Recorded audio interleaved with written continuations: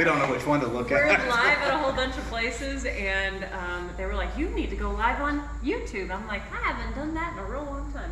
So here we are live on YouTube and Facebook and Facebook. Yeah, so it's exciting. And GoPro for later, whatever. Yeah. So we're going to give it a few minutes to start building, and we're going to cover a bunch of bases. If you have questions, we cannot see Emily's YouTube, but we are watching Lutz Race Cars Facebook right here. So if you've got questions, direct them to here. Emily has young eyeballs, so I don't have to get my cheaters out to read the questions. Watching from New I think my Zealand. dad has a set though if you need them. I have them. He's like, no. I'm not ashamed of them. I have them right here. But at any rate, how are we looking? How are we looking on numbers over there? Let's just see how many people. 90 on Lutz Race Cars. Awesome. So as far as Flying Sparks Garage viewership goes right now, y'all would understand why I'm here, because we have a late model GTO behind us, and it just makes my heart happy. This car is absolutely incredible though, because it literally has 1,300 miles on it. It's like barely broken in. It only has one oil change over its lifetime, so it's trippy to work on something this crispy and brand new. It's a brand new 17-year-old car. I guess coming up on 18, I guess, whatever it is. So everybody that's tuning in, we appreciate y'all being here. And we've done this a few times while Jeffrey has done most of the work on the GTO. Let's just be honest. You guys have helped out a lot, so. But Emily, I want you to tell everybody, how did you end up here? And I don't mean you hopped on an airplane and flew here, but how My arms are so sore from flying. How did it happen that you're here? Well, we're wearing our billboards. We are. Clay and I both work with CRC, and we love working with them. And whenever you were doing this build, we were talking about it, and you were like, we're both CRC people, so I bet we get to make something happen. So they did do an episode where they were sitting here in front of the car and called me out for a race. Late model GTO to late model GTO, which of course I'm totally down for. Want to make that happen really bad. Yeah. And then the next thing you know, CRC's like, all right, the build is still going on, so here you are basically. Exactly. I got the email and she was like, you need to fly out to Lutz Race Cars and work on the GTO. I was like, yes, I'm there. Tell me when and where I'm going. Yeah, it's pretty cool. So y'all send some questions in. We'll be sitting here watching, but Jeffrey, you have done some work. It's been a few weeks since I was here. So what all have you got done while I have not been here? I mean, really the major thing was the clutch, the exhaust. I mean, the rest has just been like the very time consuming stuff to the degree. Like hooking the steering back up threw me through a loop, because we should have, when we put the cradle back up in, we should have been on top of that. But other than that, I mean, just a lot of nigger stuff. Like today we got the covers done, the intake tube done. So Edelbrock supercharger, boop, done. Yep, that's done. And the cloud clutch is done. Did I say that right? Yep. Okay. Yep. Stainless Works exhaust is done. We got, I mean, last time you were here, we got the G-force axles in it. The Petter suspension. The Petter suspension. We got all that done. It's going to be such a nice car. It already is. I mean, and I cannot wait. We are extremely close to firing this thing up and putting it back on the dyno. Yes, I kind of thought y'all were sticking around a little longer, so I was hoping we were gonna have this thing running here this for week. like a day and a half. He's like, this week we're gonna get it fired up, and I'm like, but when? Like this week? I gotta go home. We got And to go you have to racing. leave. I gotta go racing. You gotta go racing. Yeah. So let's cover some of that. So we're gonna slide off of the GTO here for a moment. So Jeffrey, what's been happening this year with MPK, with you guys? A lot. I mean, there's been a lot of ups and downs, and I mean, of course, the schedule of NPK is just a little hectic, so we've been bouncing all over the place. So where all have y'all raced so far? Where you been? So we've been in Columbus, Bowling Green, Epping, Idaho. We just finished up Denver last weekend. And honestly, there's so many places that I draw a blank on where we've been. Y'all have covered some miles. It all blurs together, doesn't it? I shouldn't say this, but I'm going to. So everybody's, kind of knows the NHRA schedule. We cover the country, but you guys over the last few years, like, it has just expanded. I mean, you raced in freaking Idaho. Yes. And that is a long. That's a from long, here. long way. So- It's a long way from. And you mentioned Bandemere. Obviously, Bandemere was a huge weekend for our team, but I'm gonna back up.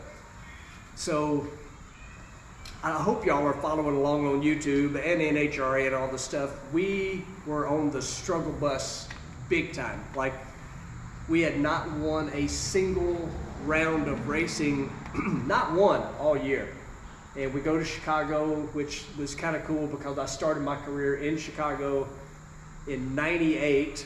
I'm dating myself there, but the first time I drove a Top Fuel car, He's a seasoned veteran. I'm a seasoned old guy, is what I am. But so fast forward 20 years, I won in Chicago.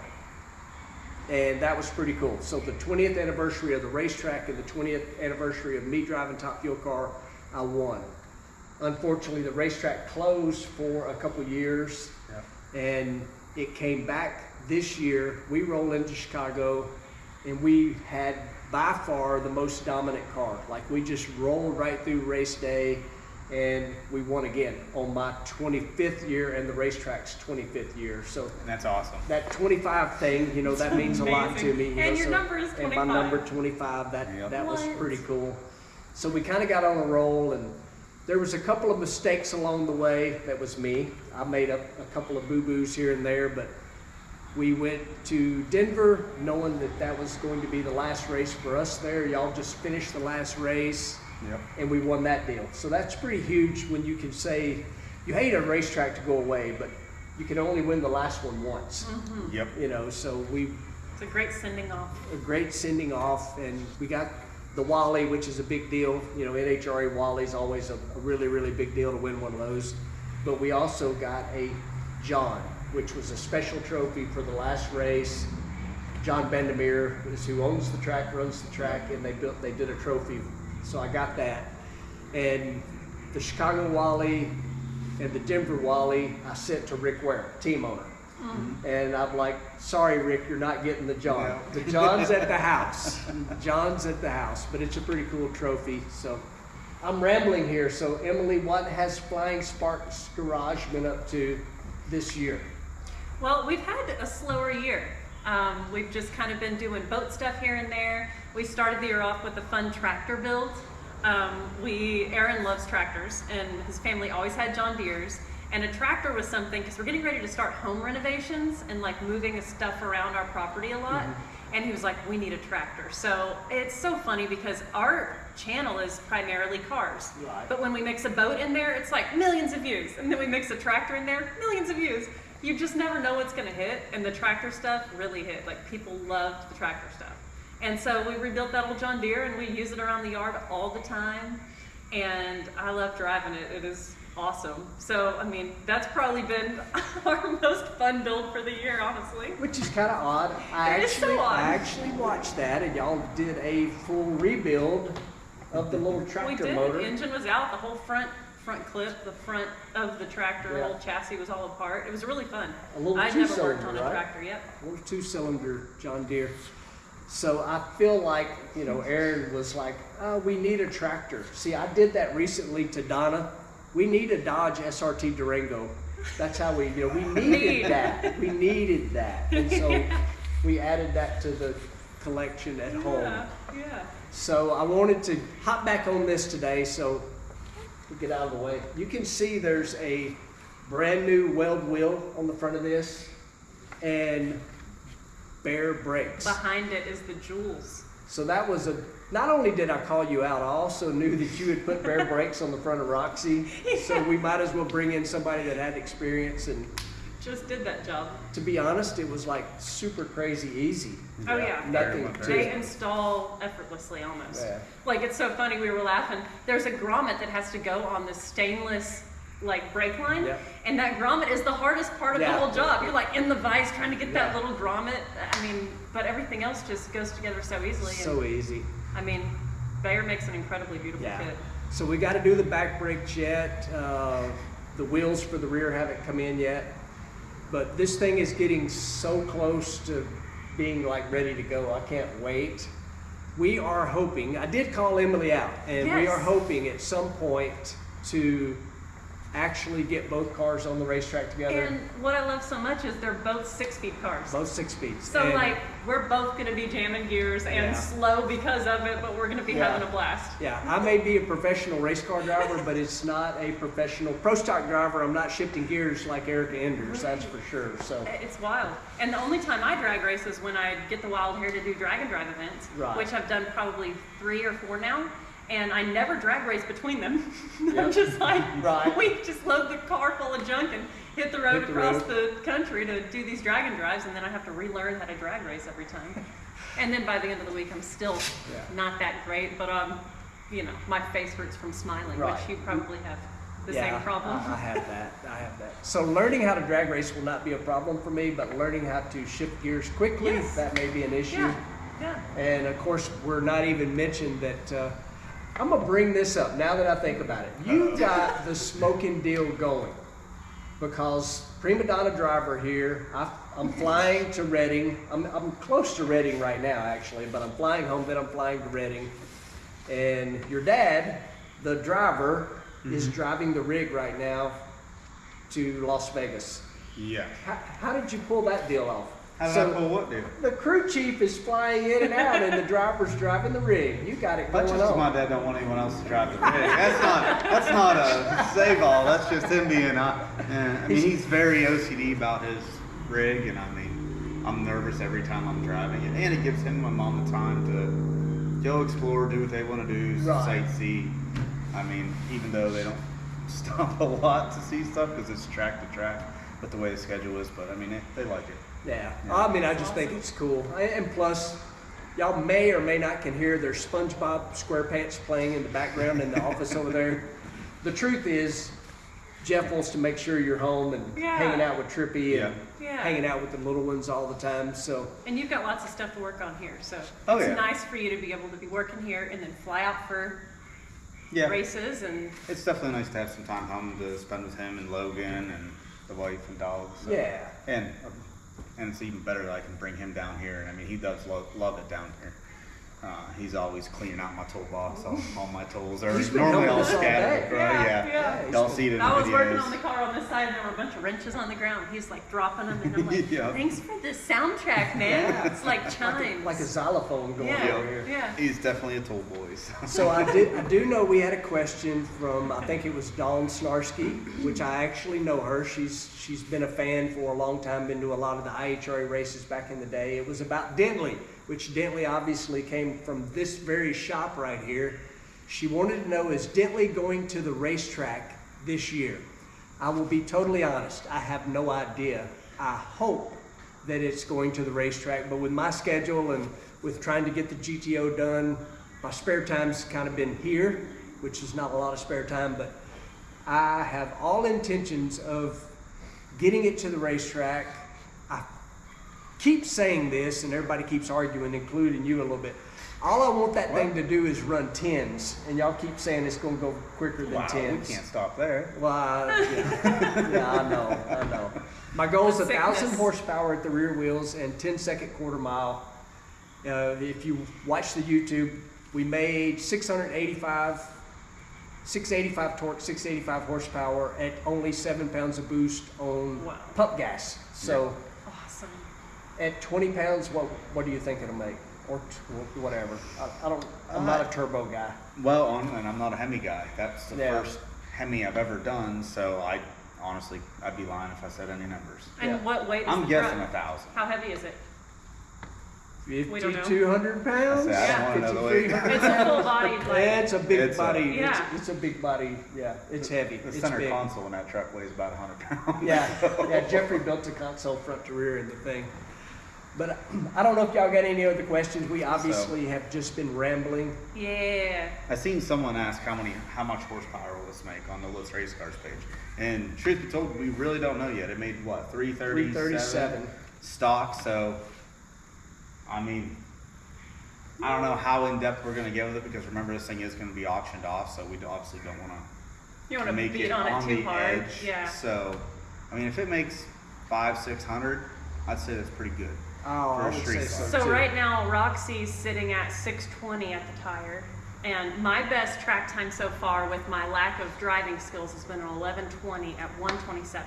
And people told me that mile per hour is in the tens if I can just get my shift points, because I go so strong to the next gear that I lose traction, and then I just get so excited, and then I start hot lapping the dang thing, and I don't even want to stop. I just said Dentley makes 685, and there's a video coming out tomorrow. 685 is fun. And that's that's a lot of power. Yeah, we're so accustomed to 1,000 horsepower. Yeah, everybody throws that number out, but 600-700, especially on the street, can get you in trouble quick. Oh yeah, very quick. Yeah. Oh yeah. And so you mentioned it, and we really do need to talk about it, and we've done it every time we've been live. So this car does not belong to Jeff or me. This car belongs to CRC. It's their car, and it's going to the SEMA show coming up in November. And after SEMA, we will do some fun things with it. That's probably when we'll try to race Roxy. And I think July of next year, but don't hold me to that, it is going to Millican auction. And at that point, all the proceeds from the car is going to scholarships for 10 students that are in tech school, and 3 of those scholarships are dedicated to young ladies. And I think that's pretty awesome that a company will spend a lot of money. Trust me, we've bought a lot of parts for this car, and the car was not cheap to begin with. They are literally giving all that money for kids that are going to school, and they're learning to work with their hands. CRC does a ton with TechForce. Yep. And TechForce is a organization that helps kids, young people, and really adults too, that are in the technical world.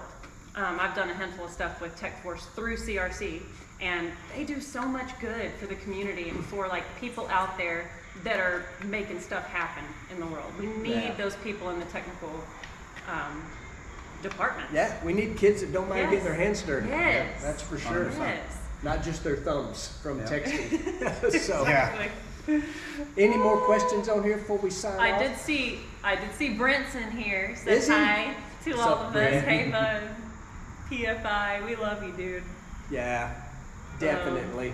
Yes, and thank y'all for the help last weekend. So how was that? So I got to tell a quick story. Yeah. I'm always full of stories. Yes, so you are. I knew they were racing in Denver, and so I text Jeff and Brent separately about, hey, would it be cool if I connected you two? And I think y'all had a big time. I think Brent and Jamie actually. Yes. And we're talking about Brent and Jamie from PFI Speed. Great people, good tuners as well, and I think Very they were good. Yeah, so very helpful. I mean, it was amazing to have them guys out there, because everyone knows we always struggle when we go to the higher altitudes, because it's just a big block Chevy, and obviously we only go there once a year. So with Jamie's knowledge of how, getting a motor to spool, and just his knowledge of fuel tech in general was a huge help up there. I mean, And they're used to the mountain. yes, yeah, they live there. Yeah. I mean, we only go to high altitude races once or twice. Yeah, Idaho and Denver. So naturally, we always struggle there. Just part of the deal with us, but with having her help was amazing.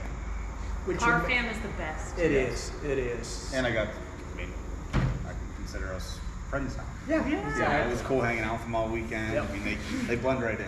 Oh, Yep. they're great Yep. guys. Yep. They're definitely great guys. Do we got any more questions or no?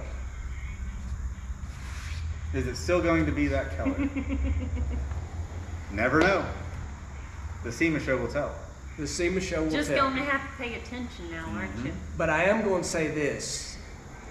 This car is perfect. So why would you want to change the color? Yeah, really. Yeah. I mean, It's got why would you want 1,300 to? miles on it. Yeah. I haven't driven this car yet. Oh gosh. Jeffrey has driven it. How far you think you drove it? Not even 2 miles. It's the only car I've ever bought used.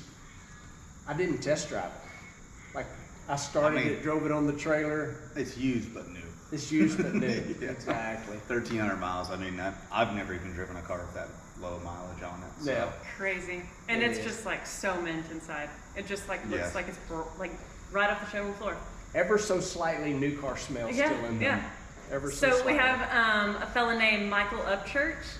He said, enjoyed watching Emily help Newbern with the 57 Chevy. Don't you guys have a 57, and would you rebuild it on a future show? I showed you pictures of our 57 that we Yeah. got. So if you guys are familiar with this amazing old guy named Dickie that passed away, and we as in Newbern and Finnegan, we did a roadkill episode. They did a Finnegan's Garage episode first, then we did a roadkill episode with a car, then we've gone back and done a ton of content there. And Aaron and I did buy a 57 Chevy that's a really clean bodied car, and we're gonna do like a real resto on it, and that's gonna be amazing. We don't know if we're gonna go like change the chassis up at all, but we definitely want it to handle beautifully and sit low and have power, so it's gonna be an amazing build. But yes. And I know Mr. Michael Upchurch. He's a good guy. Hi, Michael. Racer for Christ. He's a longtime friend. So awesome. So I got a question on the 57. Is it going to stay patinaed on the outside or no? No, so the car that we got, it doesn't have a good patina because the sweet old guy Dickie, he had it in a barn and he had already started the resto on it. So the fenders, like it's got primer on the fenders. I think the body, I think the original color was that blue. I can't remember, is it Laguna blue? Sounds right. I can't remember. I can't remember the exact paint, like paint code or actual color of the paint, but it's blue. But the fenders have already been primered, and like it's such a straight car that he had already started the resto process. So if it was one of the patina cars, we'd be tempted to leave it patina, but it's probably good that it isn't because the body is so nice. There is, I mean, we haven't dug into it yet, but we paid a higher dollar for it because it was in the barn, tucked away, rust-free, really, really straight. So there were a lot of cars in that yard that Dickie considered parts cars. And like that Roadkill 57 and then Newbern's 57s that he's gotten, Dickie considered all those parts cars. But this one that we bought that we paid more money for, it was one of the restos that he was going for. And I think Newbern just bought another one for his son. Yeah, he did. Lucas. He's loading them up. Yes. So this shop is obviously known for 57s, and I'm probably going to get in trouble for even bringing this up. You're not going to see it, but there's something sitting over here.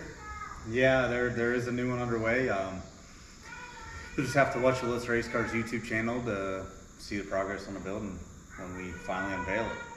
So I will be right back for 1 second. Trippy's calling Daddy over there, so he's being paged on aisle 7. We are about to log off. If y'all have questions, pop them in there right quick. Lutz Race Cars, and me and Emily will look at them right quick if they're there. Yep. And he all good? He's all good. He just wants another episode. Don't we all? Exactly. It's funny watching. This is a little delay. I know, the delay is funny. Yeah. It's so true. But what size and brand are the toolboxes in the background? That is a Snap-on Mr. Big. That's the name of it? Mm-hmm. And it is a big toolbox. It is quite impressive. And it's got lights. Why green? It's little red lights on the corners. I'm not going to go into that. The little red lights on the corners. I'll tell you why it's green, y'all, because it costs a lot of money. That's why it's green.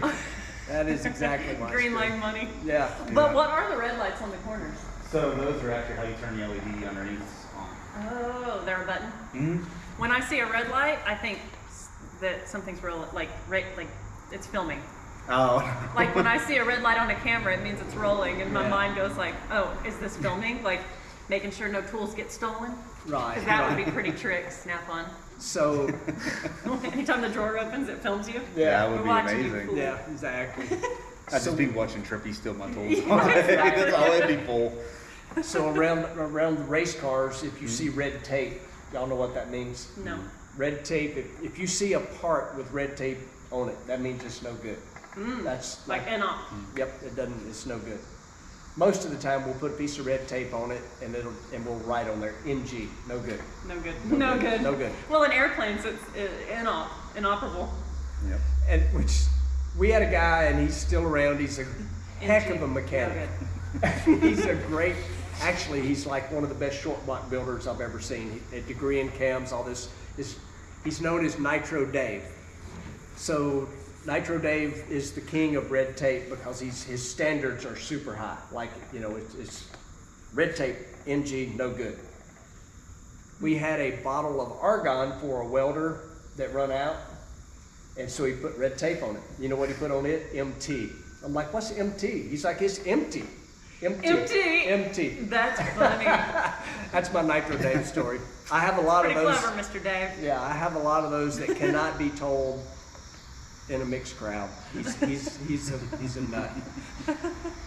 Y'all got anything, or should we wrap this up? I don't know. Let's look at on a different interface. I mean, we All went right. through all the pictures on there. Oh, you gonna go to like my page? Oh, that was We had your page. live Oh. pulled up there. Okay. Now give us a moment. We're going Yeah, well, I'm still figuring out how to use it. checking out. if We're there's- live on Lutz Race Cars Facebook and Clay's Facebook. So and live on YouTube And on YouTube. Flying Sparks Garage. yeah. Give us a moment. We're like checking out questions here. You need these? Neat now. I don't Somebody know said how to work it's a this. GTO Pro Charger, but I think I saw the name Eric and Eric with Pro Charger. No, it's not. It's We love you, dude. it's an Edelbrock E4 supercharger on here. All right, Emily. What? So, I'm sorry I'm late, but how much of it is still mostly full interior? Oh, It yeah. is completely. Joey Piercy asked if it's full interior, 100%. We are not cutting anything on this car. And when it goes to auction, whoever ends up buying it will have the option to come and get every bolt and nut, the exhaust system. It has all been bagged and tagged, because if somebody wants to put this car back all original, very simple to do. Yep. Jeffrey literally has everything right. I can see it over there. It is all bag tagged, still. Taking this thing apart's been like lovely. No dirt, Yes. no grease, no nothing. You know, with these cars coming from Australia, I just read a comment from someone named Glenn. Like you all, lots big hello from me in Melbourne, Australia, and fully appreciate it big time. And like, this car came from Australia, and anytime I take something off of Roxy, my GTO, I'm like, this came from Australia.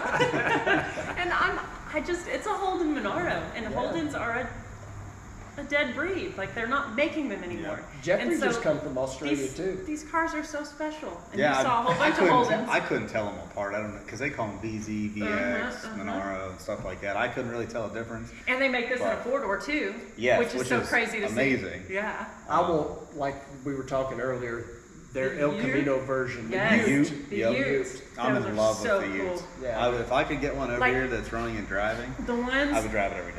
the ones with like the SS body, Yes. those are so sexy. I'm like, oh I forget my what they God. call them. They call them something else. I know, but- it's slipping my mind too. So right now we have an assistant crew chief with Jim Ode. His name's Bruce Reed. They are racing royalty in the nitro world in Australia.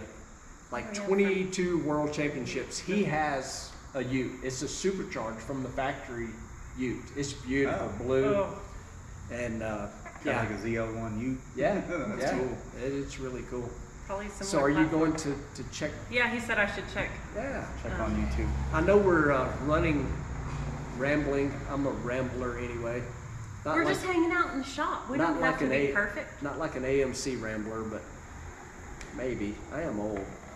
I was searching for I think videos. it's in. Oh, Yeah. because we're in studio. Yeah.